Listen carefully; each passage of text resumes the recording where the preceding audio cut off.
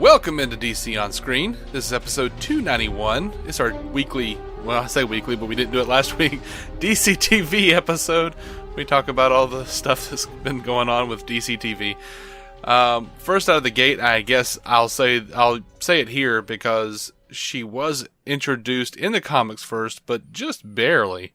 They put her in the comics because she was going to be in the show, in the 66 Batman show, but January 1967 was the cover date of Barbara Gordon's first appearance in Detective Comics, 359. So Batgirl is 50. Wow. I mean, there was a Batgirl before her. We speak not of that Batgirl. Not in this instance. For me, Barbara Gordon will always be Batgirl. Right.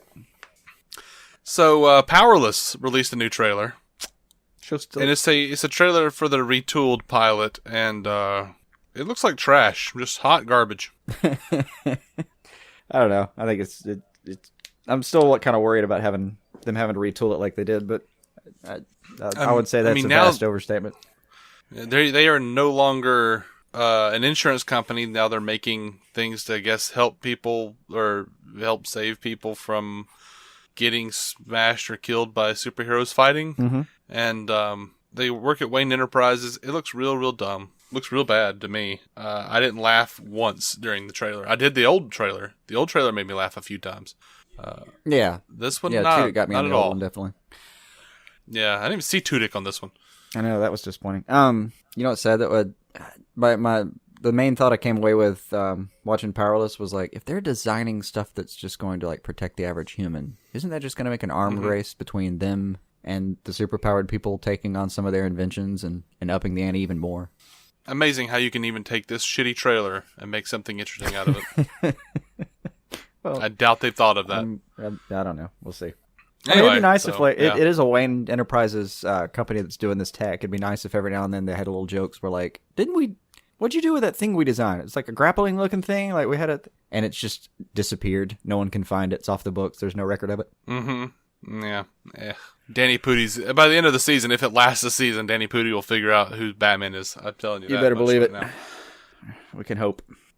All right. So, Torrent Freak released their yearly top 10 pirated shows, which they track with a combination of methods, including public BitTorrent trackers. The unrivaled top 2 are Game of Thrones and The Walking Dead, but the rest of the top 10 includes The Flash at number 4, Arrow at number 5, and Lucifer at number 8.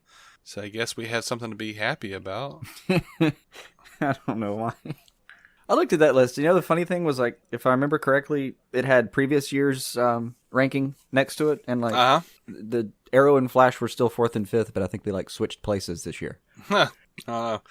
Now, Parrot Analytics did some analysis that included ratings, obviously, but also peer-to-peer sharing, social media chatter, and other factors to estimate viewer demand for various shows in 2016. They combined these factors into a metric they call demand expressions. And guess who made the top 20? All of our stuff. At number 3 of them. Yeah. At number 5, The Flash, 3.9 million demand expressions. At number 11, Arrow, 2.1 million demand expressions. And at number 15, Gotham, 1.9 million demand expressions.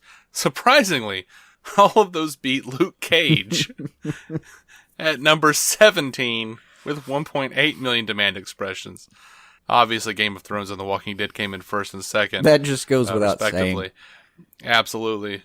But, yeah, I mean, that is surprising that they beat Luke Cage. I was genuinely surprised when I saw that. I thought it would at least, outdo Gotham. But, Gotham only beat it by, like, a 1/10 of a point in their system. But, all right. I don't know. I was surprised. Yeah. All right, so Jeff Johns took to Twitter on New Year's Eve, and he was listing things that DC fans should be looking forward to in 2017. At number 5, he said more DC TV, Flash, Arrow, Gotham, Legends, Lucifer, Supergirl, and many more. One which will be announced soon. There's no word yet on what's coming exactly. It might be Black Lightning. It's one of the heavy favorites for the rumor mill, yeah. Might be Krypton. But that one's kind of already out there. Is it? I mean, it's in the world. We kind of knew it's being worked on. So. I mean, so did Black Lightning. So was Black Lightning. Yeah. Some people think it might be a Hecklin Superman spinoff. Mm-hmm. I don't know what it is. I hope they're canceling something. Yeah. Because I don't have time for this. We're running out. I'm going to have to quit my job soon. It should be noted that he tagged both the Fox and CW shows in his tweet, though, so there is no clear indicator of whether it will be a show expanding the Arrowverse or a show on Fox or something entirely freestanding. And that's just... I'm really hoping for a freestanding. Those are just the two networks they're currently on. It doesn't mean that it has to be anywhere near those networks. Yeah. It could be on TNT. It could be that Teen Titans that finally got picked up or something. Also, he did announce that he would be returning to writing comics, which is a big win for anyone who's ever read a comic. Yes. And comicbook.com is saying it's going to be Watchmen-centric. So, yeah, I'd be down for that, I guess. Yeah. Follow up on his Rebirth stuff? So, Supergirl, they've released a synopsis for Supergirl Lives, and since there's not a lot of news, we're going to talk about synopses this week. Kevin Smith directs, Roulette returns. Kara is moved by the story of a missing woman named Izzy, guest star Harley Quinn Smith, and decides to investigate despite Snapper Carr's order to leave it alone. Kara takes Mon-El with her to the last place Izzy was seen, and the duo find themselves thrust through a portal to another planet, Slaver's Moon, where the downtrodden are sold as slaves. The leader of the trafficking ring is none other than Roulette. To make matters worse, Slaver's Moon has a red sun, which means Kara and Mon-El are stripped of their powers and stuck on the planet with no way home. Meanwhile, back on Earth, Alex blames herself for Kara's disappearance, fearing she's become too focused on her new relationship with Maggie, and too complacent in watching out for her sister. That the Alex right storyline seems dreadful. It does seem right, but it feels dreadful. I don't know. But Supergirl will be back January 23rd, so you guys don't have to wait too long to hear us bitch about it. We probably won't bitch about it. It's a Kevin Smith episode. He's done well so far. Yeah. We generally like Supergirl, though. Yeah.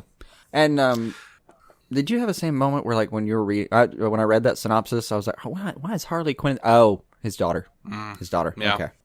Yeah. No, I didn't. But... I didn't immediately recognize her name. Like, what the hell is she doing in this? Oh, okay. Yeah, no, I didn't actually. I just went, okay. While we're talking about Kevin Smith, though, this has nothing to do with Supergirl, but he's going to direct an episode of the Goldbergs, and it's going to be a Batman 89 themed episode. It's a funny little show. I don't know what year they're set in right now, and I've watched a few episodes. Kind of here and there, like not. I don't know the whole series. I don't even know if they're keeping up with it like that. I really don't. I mean, the first 5 episodes, which is what I watched, it seemed like they were in a steady time. Kevin Smith, though, said to IGN, "I grew up watching the Adam West Batman, and I was in a sold-out movie theater for Tim Burton's Batman on opening day, June 23rd, 1989. So I can't wait to recreate those early eras of Batmania in the Goldbergs universe. Luckily, the funny folks in front of and behind the cameras who make this hysterical show every week will be doing all the heavy lifting in our time travel experiment." So it makes me think they're jumping ahead in time, maybe? I mean, if they're in June of 1989... and it's a show about the 80s, they don't have a lot of time to be on the show. So I'm assuming this is a time travel thing, especially with him saying that. Yeah. And Adam Goldberg, talked about how much he loves Kevin Smith and how he's perfect for it. And I don't really want to go into it. He was very excited. He's very excited. Back to Supergirl, though. They're saying fan favorite villains, Livewire and Metallo. I don't know about fan favorite. We live in different circles, man. I don't know. I guess so. Like Metallo was fine. I got no problem, but Metallo was Metallo. He was just there. He didn't, he was no Malcolm McDowell. Sure, but remember the infamous story about the guy who I think it was a Republican that won, and some celebrity said, like, I can't believe he even won. None of my friends voted for him. And it's like this apocryphal story probably about, living in a bubble and, surrounding yourself with other like-minded people. And I just... Sure. Where are the people that love Livewire? Like, reach out. Let me know why. Absolutely. DC On Screen, Facebook or Twitter, dconscreen@gmail.com. Let us know why you like Livewire. I want to know more about this. We're not going to attack you. We're not going to be like, well, you're wrong. No, I'm here Piss I'm off. here to learn. We want to know. We want to know, and hopefully we'll enjoy it too. because I can't stand Livewire. No, but Awful she's coming acting. back, so I'm accepting my fate and trying to embrace myself. Which means, please help me out. Let me understand how to enjoy this character. Like, telling me that there's more Livewire coming to Supergirl is like if they came back and said, hey, fan favorite villain Geomancer Right. is coming back to the Flash. I'm like, is there a bridge I can jump off Right. of? In case you guys, if you're not a standard listener to this show, I hate Geomancer. He's our new bar. It's we saw Livewire. I think this is how that worked. We saw Livewire and we were like, oh, that's the worst thing I've ever seen. And then we saw Geomancer and went, nope, that was Shakespearean literature compared to Geomancer. Geomancer like outranks most of the bad performances I've seen ever. Yeah. Just in general. Just It's such a fun name to say, Geomancer. Yeah. Anyway, so Livewire and Metallo are coming back to Supergirl this season. EP Ali Adler told TV Line that other fan favorite villains might be coming back. Will also be coming back. They're not saying what those are. It might be Geomancer. I don't know. At this rate, it's going to be Banshee. Oh man, Silver Banshee. The only person in the Supergirl worse than Livewire, and we got them in one episode together. Oh, and it was the Flash crossover. Why? Why?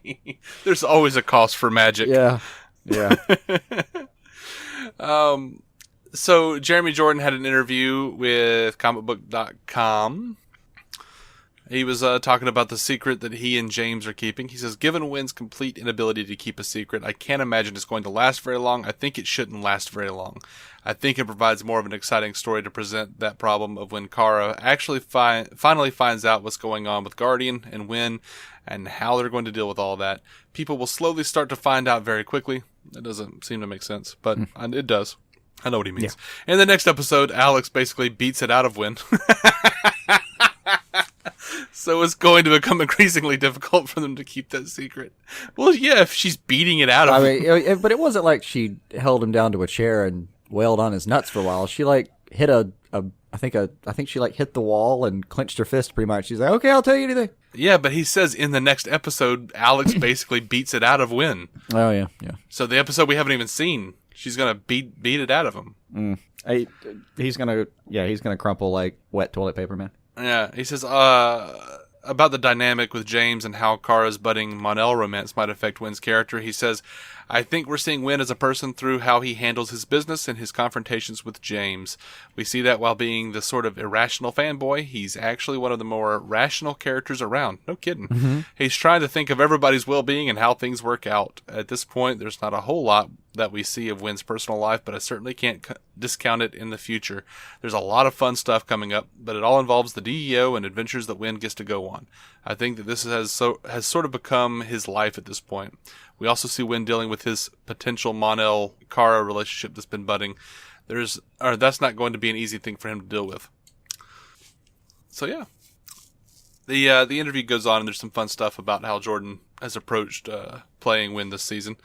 Looks like Peter Gadiot has been cast as Mr. Mixia-Spitalik. There have been some scenes or some pictures taken of him with Supergirl. I'm somewhat disappointed they didn't, find some little old dude to play him. Yeah. I don't need the hot, young Mr. Mixie-Spitalik. I can't say it now. You get one per episode where you can say it. Right. I don't know. This guy might as well be like the dude from Smallville. I don't know. I was trying to look at a picture of him real quick, but can't really see him. Mm-hmm. Oh, yeah. So, Melissa Benoist has filed for divorce from Blake Jenner. They were married for 4 years, citing irreconcilable differences, as they do. Mm-hmm. He was Adam Grant, the estranged son of Kat, in season 1, so I guess we can probably say we'll not see him again. It's a decent guess, since Kat's barely around anyway, and... Yeah. But who knows? Yeah, well. Over to the Flash. They have a Flash premiere synopsis. Barry is tormented by his vision of the future where Iris is murdered by Savitar when a criminal named Plunder shows up in Central City. Barry recalls the villain's presence in his vision of the future and fears that if he catches Plunder, it will cement Iris's fate. Confused about Barry's hesitation to stop Plunder, Wally decides to step in as Kid Flash. Caitlin offers Julian a job. Aaron Helbing was talking about the Flash. He says now that with TV line, now that Barry has gotten a glimpse of the future, one where Savitar slays Iris, he will be trying to do whatever it takes to save her. Everybody will play a huge part in that because Iris is part of the team. Maybe even former frenemy Julian will lend a hand, having unwittingly served the sinister speed god. He feels culpable and wants to make amends. But wait, wasn't Savitar dispatched in the fall finale imprisoned in the Speed Force? He says that will be an itch that Barry can't scratch. How is this possible? He also says there are big, exciting plans for Caitlin, stemming from her wrestling with her powers. And Cisco will find in the badass Gypsy a very strong adversary, as well as someone he can't stop thinking about. And Wally will continue to go a little half-cocked as Kid Flash. Cool little tidbits from Helbing. I'm excited about. They've released. They have released promo stills for the upcoming Flash episode. They're available on comicbook.com if you want to check them out. What you get is a good look at Plunder, who, you know what he looks like? Remember the dude with the eye patch in the classic 90s Flash series? The dude with the scar in the eye patch? Maybe, did he have an eye patch? I don't know. I just thought he looked like Snake. Yeah, that's what I thought but that's what I thought about the other guy as well in the 90s Flash series. Anyway. I've tucked away most of what I remember about the Flash 90 series. Oh, man. You get pictures of Julian looking to the crew, Kid Flash looking annoyed at Flash, and vice versa, and the crew looking annoyed at HR on a Segway. Which, by the way, HR on a Segway just makes me laugh. Yeah. Just the picture. Yeah. Actor David Sobolov revealed on Twitter that he would be returning to The Flash as the voice of Gorilla Grodd. He also said he couldn't reveal any more details until, as he put it, Warner Brothers unseals my lips. Over to the Arrow, which, by the way, in case you didn't know it, I'm excited about Gorilla Grodd coming back. Yeah. Well, I think they had previously mentioned that we were going to get Gorilla City. Yes. But they didn't necessarily say we were getting any more Grodd. It was something to hope for, obviously, but they hadn't confirmed it. Oh, I mean, I thought there was a rumor where Grodd was fighting Savitar or something. I don't know. There's been, it's been a long few weeks of rumors. Mm-hmm. So the Arrow premiere synopsis. Worried that Prometheus is right, and he is truly a killer at heart, Oliver looks for any ray of hope and finds it in what seems to be the miraculous return of Laurel Lance. However, Felicity, still reeling from Detective Malone's murder, Billy Malone now, is bent on revenge. Sorry, I said it was last time. You promised. She she wants to stop Prometheus at any cost. While in prison, Diggle fights for his life. You know, I was just thinking about, I was like, wait, this can't be the right... oh, yeah, he did go back to prison, didn't he? Yeah, it was, and what was actually one of my favorite moments out of the first half. Just such a well-done little moment, I thought. Mm-hmm. Yeah. So, Wendy Miracle has been talking about Oliver and Susan. Some fans have been wondering whether the consoling conversation between Oliver and Susan in the mid-season finale turned into something far more intimate. Jump chicks. Stephen Amell took to Facebook to tell fans that they had not gotten around to home base just yet. Wendy Miracle addressed the curiosity with TV Line, saying, they had that kiss. They're going to go all in at some point for sure. It's such a weird thing to say. They're going to go all in at some point for sure. He's going to do her at some point. I hope she meant like romantically, not necessarily, they're totally going to plow. Don't worry, we'll have them plow, guys. You just wait on it. Oh, Ollie and Susan are going to have a little plowing chow. Just calm down, guys. But one of the things that's interesting about Susan is that they do have a genuine relationship. She really does care about Oliver and vice versa, and yet she has been on this track of trying to find out who he is and what he's up to, and not just as the mayor, but beyond that. Well, one would hope. Mm-hmm. Susan is going to be asking some hard questions, and that's going to put both of them into physically and emotionally dangerous territory. I'm not a huge fan of Susan so far. I don't care. She's there. She's fine. Yeah, she's there. I mean, it's, I have no strong feelings one way or the other. Yeah. I am of the neutrals. Oh, man. Anyway, so they put out this new extended Arrow premiere trailer, and they pretty much just went, hey, why drag this out? Yeah. Hey guys, it's Black Siren. That's not our Laurel. Finally, it's about time someone figured it out. Right. I'm like, okay. Well. And, she didn't have any tech on when she does the scream, so. Well, we've only seen that in one place in this universe so far. Right. And that was another universe. Another Earth. It's another universe. Alternate universe. Yeah, I always get, I don't know. I'm always picking it. It's sometimes they call it dimensions and universes and just sometimes other Earths and stuff. It's always fun to hear like which term somebody pulls out of a hat when they talk about it that day. Well, they refer to it as the multiverse. Right. That would mean multiple universes to me. So Wendy Miracle was talking to TV Line and said that Talia al Ghul will play a crucial part in revealing the identity of the big bad Prometheus. She also talked about Diggle's future this season, saying Diggle emerges from jail with a much bigger drive and not the same fatalism that he had earlier in the season. He's going to come up against Colonel Walker and grow closer to Adrian Chase. That last part sounded fun. Yeah, that's yes, please.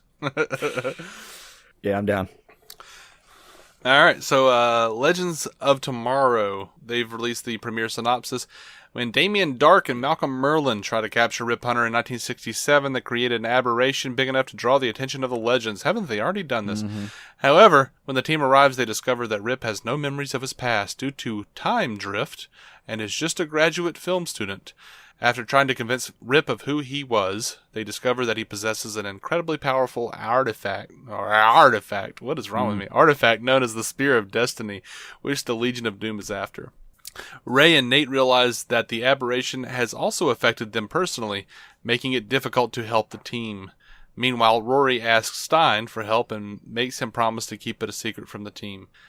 Sounds like Ray and Nate are not going to be the people they were because the aberration caused Star Wars not to happen. Mm-hmm. That's what I'm being told. Yeah. George Lucas is going to be on Legends. We've talked about this before. They've cast Matt Angel as young Lucas. Entertainment Weekly has extra info on the upcoming appearance.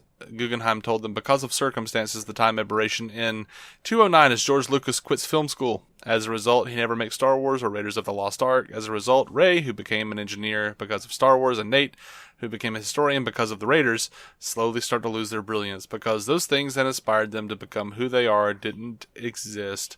We were watching a cut of it, and I said to Greg that 209 is either going to be the episode where we'll say that the show found a new gear in terms of how zany it can be, or it's the episode that's going to get us all fired. It really is. You're laughing out loud, I think, with it, but it's like, are we really doing this? It's the 70s bar fight on steroids. The whole episode is that level of crazy. I have no idea what to make of that.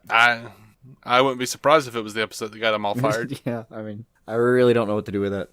Yeah. And I hope it's good, because the ratings are going to go up just on the Flash lead-in. Yeah, and also, I'm going to say our hopes are resting on you. Now is not the time for hyperbole. Right. So, Caity Lotz turned 30 on December 30th, so happy birthday. Happy birthday. All downhill from here. Yeah. Yeah. It's basically over, Caity. Just wrap it up. Over on... Let them know where you want to be put down. Over in video game news, Ed Boon announced via Twitter that Injustice 2 is going to be out May 16th, 2017. So, that doesn't give me a lot of time. It doesn't. Start, I don't know, hoarding your rubles. Yeah. Yep. And that's all the news I have. That sounds right. Now, I keep calling this a late episode rather than we missed last week. Is that what you're calling it? I am insisting that we're just late. But even still, It was just not... The holidays were holidays for news, too. There just wasn't, a ton out there. Even the biggest thing that probably happened was, Jeff Johns' announcement, and it really isn't announcing anything. Yeah. The two biggest things I saw was Jeff Johns announcing that, and Ben Affleck, going back on what he said. We're not doing it. Okay. I mean, and the Johns announcement is pretty much like a non-announcement. There's no real info there except the knowledge that something's pending now, I guess. And then we knew we knew Ben Affleck was waffling anyway, so that's not really news either to me. No. A lot of stuff went on. That Injustice 2 release date, that's probably good news for a lot of people. Sure. Now you know how long you're waiting. Right. Time to zip up and wait it out. I don't know. Yeah. But yeah, that's it. That's everything I have. And we're not coming back Monday. We're not doing another news episode in 2 days. That would be madness. Absolute madness. Absolute madness. So I would assume we're coming back next Monday. Not this Monday, but next Monday. What, 9 days? Yeah. Back in 9 days, guys. Woo. Just, white knuckle it until we're back in your ear. I know. That'll maybe be enough time for actual news to accumulate again. Whispering sweet nothings. Like this week, where nothing happened. Yeah. Anyway, guys, you can find every episode of DC On Screen at dconscreen.com. You can find us on iTunes, Stitcher. We just gave away a thing, trade paperback, Blu-ray, or DVD. Go to iTunes or Stitcher, give us a 5-star written review, and you will be entered into a contest to get one of those things, valued at $15 or less. Again, we just gave out one. We just announced a winner, so I don't remember who it was now. My brain doesn't work that way anymore. Mad Cow 72 was what it was. And anyway, guys, thank you so much for listening. You can find every episode at dconscreen.com, Giant Size Team Up Network, giantsizeteamup.com. We're proud members of the Batman Podcast Network as well. All the things, hibbity-habbity. Until then, keep sending DC on your screen. We'll figure out what happened with Hibbity Habbity later.